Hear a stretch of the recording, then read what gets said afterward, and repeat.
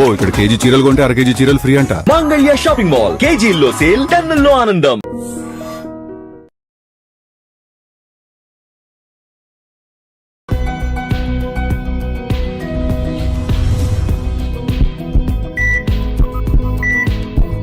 నమస్తే, welcome to healthy conversations with IT media. నేను మీ Jhansi. So ఈరోజు మనతో ఉన్నారు వంటింటి చిట్కాలకు కీరపడ్డస్ అయిన మధుసూదన్ శర్మ గారు. 40 ఏళ్లకు పైగా ఆయుర్వేద వైద్యాన్ని అందిస్తున్నారు. మరి షుగర్ గురించి మనం మాట్లాడుకున్నట్లయితే చాలా వీడియోస్ చేయడం, అవేర్నెస్ కల్పించడం జరిగింది. కానీ ఇప్పుడు షుగర్ లెవెల్స్ అనేవి ఎలా మెయింటైన్ చేసుకోవాలి, దాంతో పాటుగా HbA1c అనేది చాలామందికి ఏంటంటే చాలా ఎక్కువగా ఉంటుందన్నమాట. సో ఈ విషయం గురించి మాట్లాడదాము. నమస్తే సార్. నమస్తే. చాలామంది రెగ్యులర్ మంత్లీ చెకప్స్, మంత్లీ టెస్టులు చేసేటప్పుడు ఏం చేస్తారంటే ఆ ముందు రోజు ఫుడ్ తగ్గించుకోవడం, రేపు టెస్ట్కి వెళ్తున్నాం అన్నప్పుడు ఈరోజు కొంచెం ఫుడ్ తగ్గించి తినడం, అట్లా చేయించుకొని కాస్త షుగర్ లెవెల్స్ అనేవి తక్కువ చూపిస్తూ ఉంటాయి. బట్ 3 months HbA1cలో మాత్రం చాలా ఎక్కువ షుగర్ లెవెల్స్ ఉంటూ ఉంటాయి కదా. మరి దీన్ని ఎట్లా వాళ్ళు సెట్ చేసుకోవచ్చు, దీని గురించి మాట్లాడదాం. ఓకే అమ్మా. సో షుగర్ విషయంలో భారతదేశం అగ్రస్థానంలో ఉందంటే బాధాకరమైనటువంటి విషయం అమ్మా. ప్రపంచంలోనే మనం చాలా ముందంజలు ఉన్నాం. భారతదేశంలో కూడా మరి దక్షిణ భారతదేశాలు మరీ ముందంజలు ఉండడం కూడా మరింత బాధాకరమైన విషయం. ఏది ఏమైనప్పటికీ అనేక రకాల కారణాల రీత్యా రోజు రోజుకు షుగర్ వ్యాధిగ్రస్తుల సంఖ్య మరి వేలు దాటేటువంటి పరిస్థితి కూడా ఏర్పడుతుంది. షుగర్ వ్యాధి రాకుండా చూసుకోవడం మంచిది. అథవా అవగాహన లోపంతో, ఆరోగ్య స్పృహ లేకపోవడం చేత, కొన్ని తెలిసి తెలియక చేసేటువంటి తప్పిదాల వల్ల షుగర్ వ్యాధి వచ్చినప్పటికీ ఎటువంటి పరిస్థితుల్లో ఏమరపాటు పడకుండా, నిర్లక్ష్యం వహించకుండా ఖచ్చితంగా నియంత్రణ ఉంచుకోవడం చాలా చాలా అవసరం. ఇది వైద్య ప్రపంచం నొక్కి వక్కాణించేటువంటి మాట. కానీ ఈ రోజుల్లో మరి షుగర్ చిన్న వయసులోనే షుగర్ రావడము ఒక బాధాకరమైన విషయం అయితే, వచ్చినటువంటి షుగర్ కూడా ఒక పట్టాన్ని లొంగడం లేదు.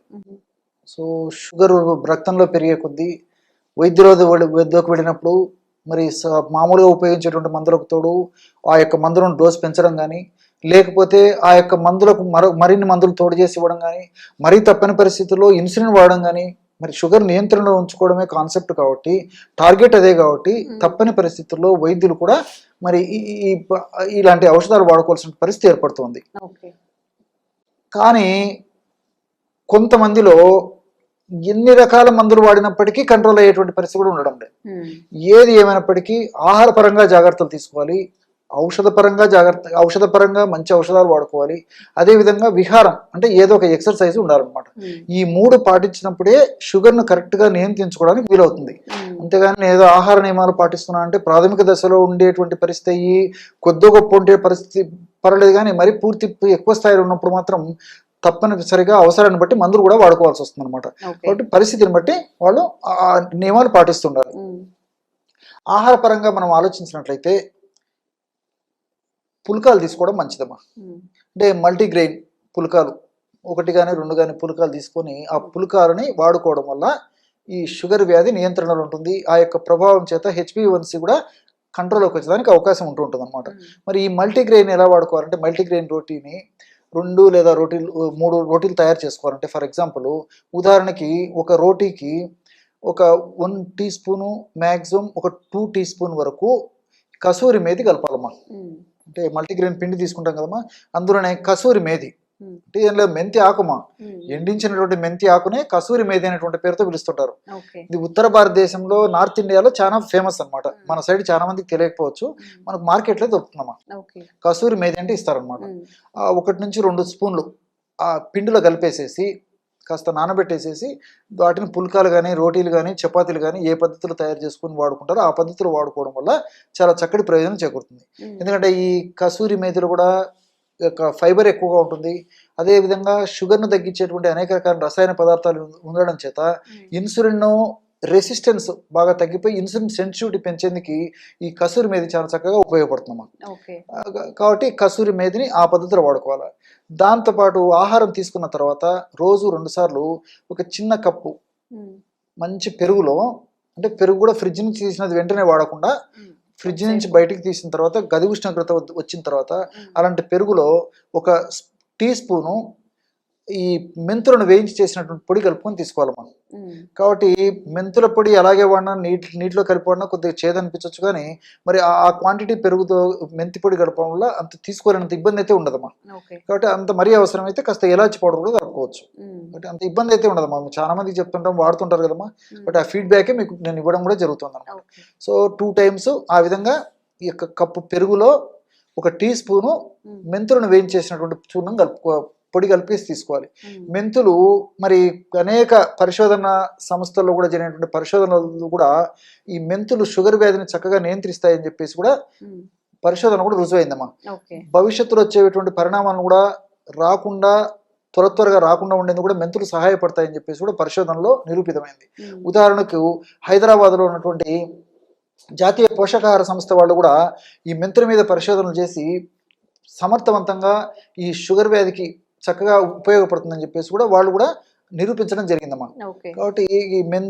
కసూరి మేధిని వాడుకోవాలి, ప్లస్ మెంతులను కూడా ఈ పద్ధతిలో వాడుకోవాలి. ఉమ్, దీంతో పాటు రోజు 2 సార్లు ఆహారం తర్వాత ఒక 10 నిమిషాలు లేదా 15 నిమిషాల తర్వాత ఉమ్, 1/2 టీ స్పూన్ నుంచి మ్యాక్సిమం 1/2 టీ స్పూన్ వరకు ఈ ఉసిరిక పొడమ్మా. ఉమ్, 1/2 టీ స్పూన్ నుంచి 1/2 టీ స్పూన్ వరకు ఉసిరిక పొడి పల్చటి మజ్జిగలో. ఉమ్, మజ్జిగ ఎంత పల్చగుంటే అంత మంచిదమ్మా. ఉమ్, చిక్కటి మజ్జిగ పనికిరాదు, తాజా మజ్జిగ ఉండాలి, కానీ మరి పులుపు మజ్జిగ పనికిరాదు.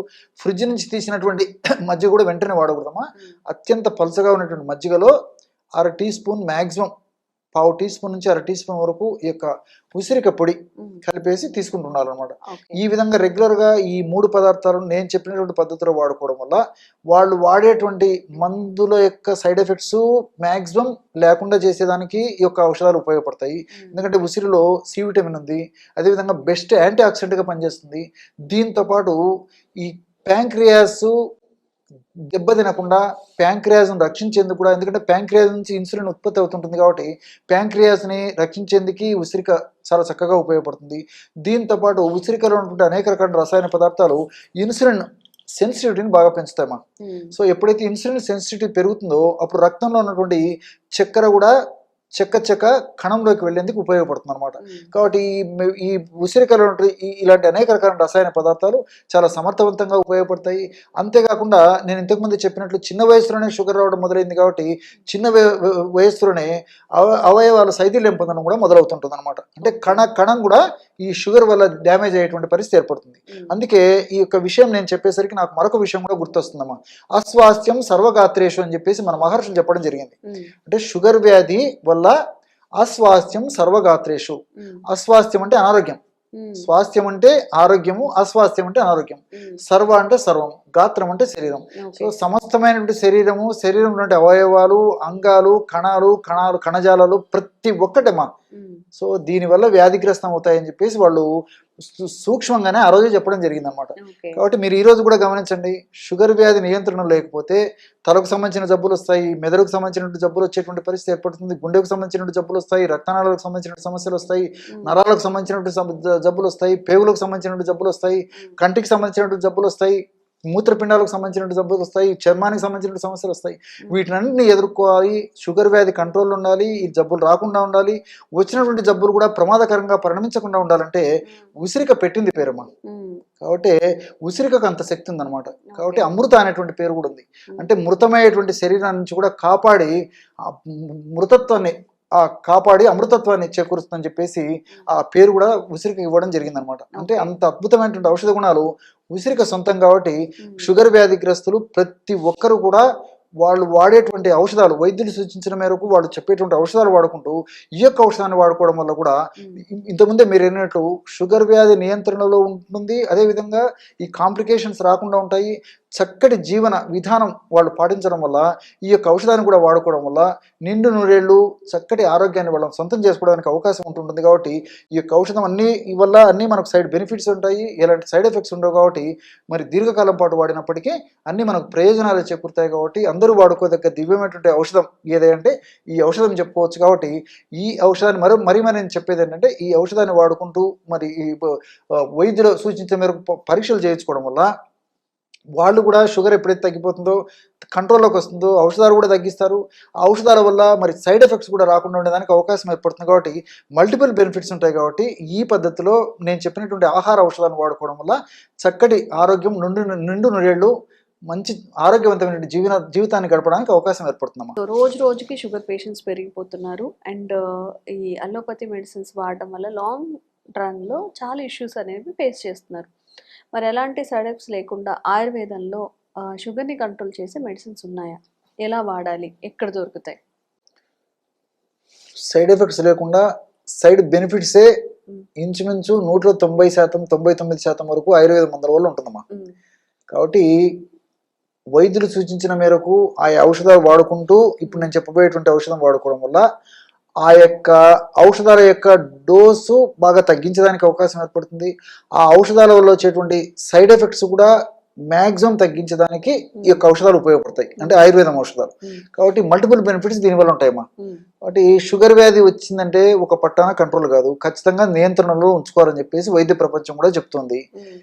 తెలుసో తెలియక చేసేటువంటి పొరపాట్ల వల్లనో, అవగాహన లోపంతోనో, ఆరోగ్య స్పృహ లేకపోవడం చేతనో, మరి తాత్కాలికంగా వాళ్ళకి ఎలాంటి లక్షణాలు లేకపోవడం చేత నాకేముంది మాత్రలు వేసుకుంటున్నా కదా, అన్ని తింటున్నాను, అన్ని తిరుగుతున్నాను, అన్ని చేస్తున్నాను అని చెప్పేసి ఆ యొక్క సంకల్పంతోనో ఉన్నప్పుడు తర్వాత కూడా ఇతర అనేక రకాలైన సమస్యలు కూడా కలిగేటువంటి అవకాశం ఉంటుంది అనమాట.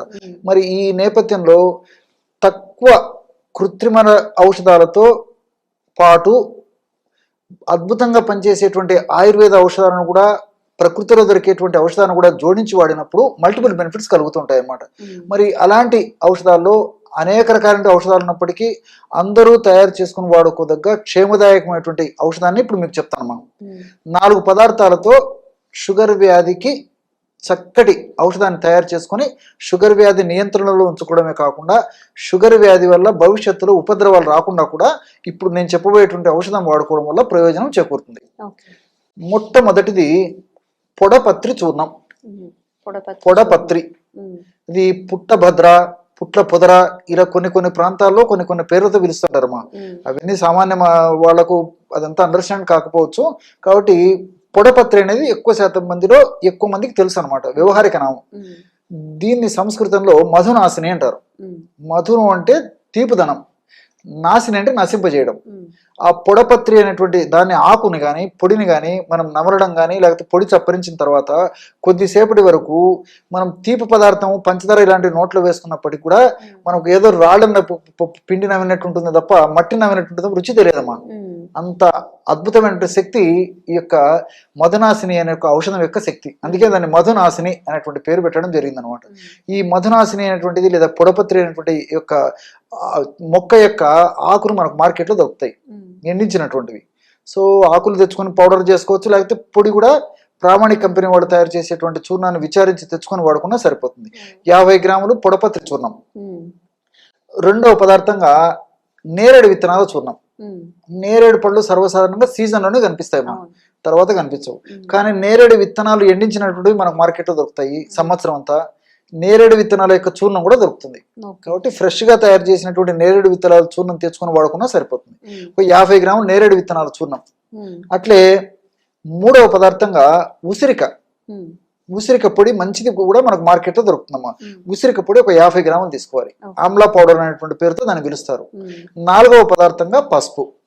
సో పసుపు కొమ్ములు దంచి తయారు చేసినటువంటి పొడి దొరికేట్లయితే అలాగే తెచ్చుకోవడం మంచిది, లేకపోతే మనకై మనం కూడా తయారు చేసుకుని ఆ పసుపును సద్వినియోగం చేసుకోవచ్చు. పసుపు పొడి ఒక 50 గ్రాములు. ఈ 4 పదార్థాలు కలపడం వల్ల 200 గ్రాముల ఔషధం తయారవుతుంది. కేవలం ఈ 4 పదార్థాలే, పొడపత్రి చూర్ణము, నేరేడు విత్తనాల చూర్ణము, పసుపు చూర్ణం, ఉసిరిక చూర్ణం అన్ని ఒక్కొక్కటి 50 గ్రాములకు చొప్పున కలపడం వల్ల 200 గ్రాముల ఔషధం తయారైంది కదమ్మా.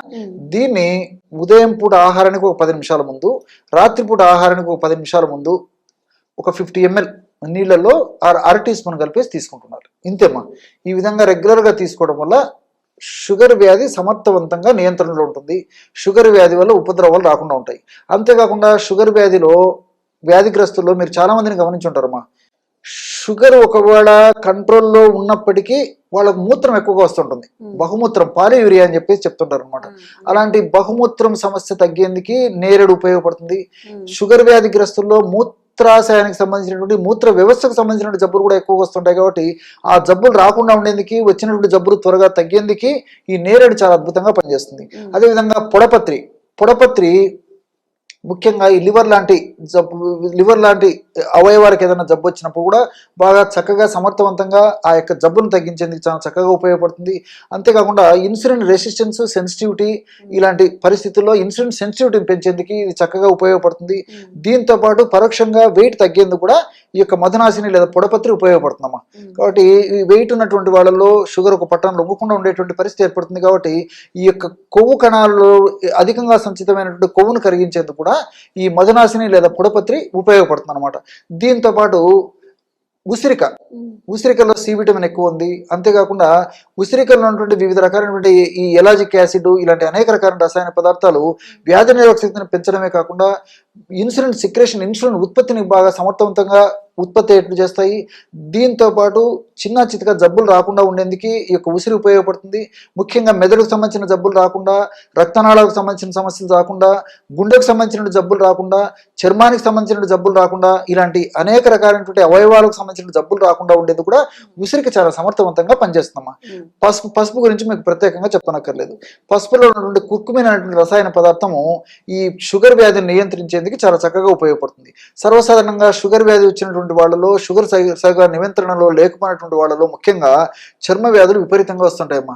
గజ్జి, తామర, దురద, ఫంగస్ ఇన్ఫెక్షన్స్ ముఖ్యంగా ఈ భాగంలో, తర్వాత ఈ గజ్జల భాగంలో, తర్వాత ఈ పిరుదల భాగంలో, పొట్ట భాగంలో, అదేవిధంగా శరీరం మడతలు ఉన్నటువంటి భాగంలో ముఖ్యంగా వస్తుంటాయి. ఒక పట్టాన్ని లొంగకుండా ఇబ్బంది పెట్టేటువంటి పరిస్థితి కూడా ఈ షుగర్ వ్యాధిగ్రస్తుల్లో మరీ విపరీతంగా ఉంటుంది అన్నమాట. ఒక పట్టాన్ని లొంగవు.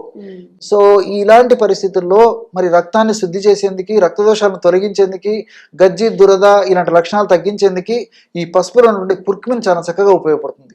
అంతేకాకుండా ఈ షుగర్ వ్యాధిగ్రస్తుల్లో సరిగా నియంత్రణ లేకపోవడం చేత మెదడుకు సంబంధించిన సమస్యలు, జ్ఞాపక శక్తి తగ్గడము, ఏకాగ్రత లోపించడము, కాన్సన్ట్రేషన్ సరిగ్గా లేకపోవడము, ఒకసారి ఉన్నటువంటి మనస్సు ఒకసారి లేకపోవడము, అదేవిధంగా పక్షవాతం రావడము, పార్కిన్సన్ వణుకుడు వ్యాధి ఇలాంటి అనేక జబ్బులు రాకుండా ఉండేందుకు కూడా ఈ పసుపులో ఉన్నట్టు కుర్కుమిన్ చాలా అద్భుతంగా పనిచేస్తుంది అనమాట. కాబట్టి మల్టిపుల్ బెనిఫిట్స్ ఉంటాయి. మరి అట్లే ఈ పసుపు వ్యాధి నిరోధక శక్తిని పెంచేందుకు కూడా ఉపయోగపడుతుందమ్మా. షుగర్ వ్యాధిగ్రస్తులు వ్యాధి నిరోధక శక్తి క్రమక్రమంగా తగ్గిపోయేటువంటి పరిస్థితి ఏర్పడుతుంది. కాబట్టి అలా వ్యాధి నిరోధక శక్తి తగ్గకుండా ఉండేందుకు కూడా ఈ పసుపులో ఉన్నటువంటి కుర్కుమిన్ లాంటి అనేక రకాల రసాయన పదార్థాలు ప్రత్యక్షంగా పరోక్షంగా ఉపయోగపడతాయి.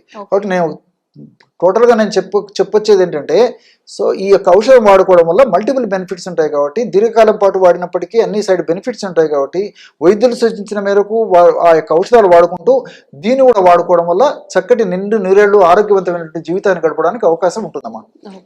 ఓకే. మరి ఎవరైనా కానీ షుగర్ని కంట్రోల్ చేసుకోలేకపోతున్నాం అన్నప్పుడు సార్ చెప్పిన ఈ 4 రకాల మోతాదుల్ని కనుక కలిపి యూజ్ చేసుకున్నట్లయితే మీ షుగర్ లెవెల్స్ కంట్రోల్లో ఉంటాయి. అలాగే న్యాచురల్ వేస్లో ఒక మెడిసిన్ కూడా మీకు దొరుకుతుంది. Thank you so much sir. Okay. And for more videos, Please subscribe to iDream. Please subscribe to iDream. Please subscribe iDream. And please subscribe to iDream.